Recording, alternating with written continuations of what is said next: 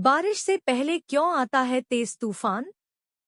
जानिए मौसम के इस बदलाव का विज्ञान और इसका असर आपके इलाके पर।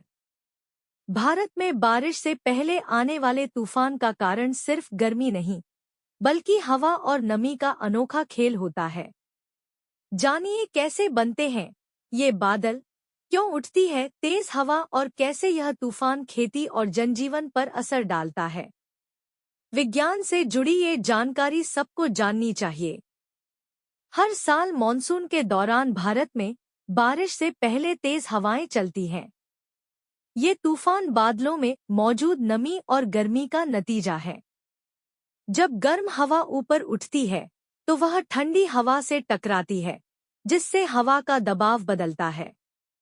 इससे तेज हवाएं और आंधी शुरू होती है। 2024 में भारत में मॉनसून 10% ज्यादा सक्रिय रहा, जिससे तूफानी बारिश की घटनाएं बढ़ीं। ये प्रक्रिया खासकर तटीय इलाकों में ज्यादा देखी जाती है। तूफान और बारिश का कनेक्शन प्रकृति का एक नाजुक संतुलन है। गर्मी के कारण जमीन की सतह गर्म होती है, जिससे हवा में नमी बढ़ती है। ये नमी बादलों में जमा होती है और जब ये बादल टकराते हैं तो बिजली और तेज हवाएं पैदा होती हैं। ये तूफान बारिश को और भारी बनाते हैं। मौसम विभाग अब सैटेलाइट और रडार से इन बदलावों की सटीक भविष्यवाणी करता है, जिससे नुकसान कम हो।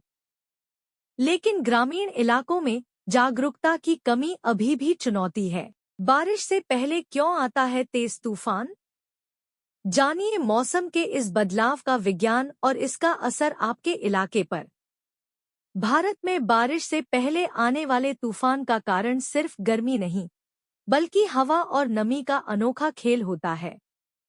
जानिए कैसे बनते हैं ये बादल, क्यों उठती है तेज हवा और कैसे यह तूफान खेती।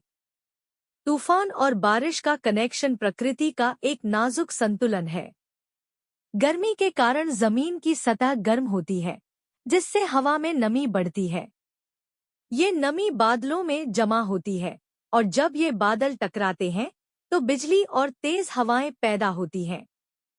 ये तूफान बारिश को और भारी बनाते हैं। मौसम विभाग अब सैटेलाइट और रडार से इन बदलावों की सटीक भविष्यवाणी करता है, जिससे नुकसान कम हो। लेकिन ग्रामीण इलाकों में जागरूकता की कमी। बादलों में कैसे जन्म लेते हैं तूफान?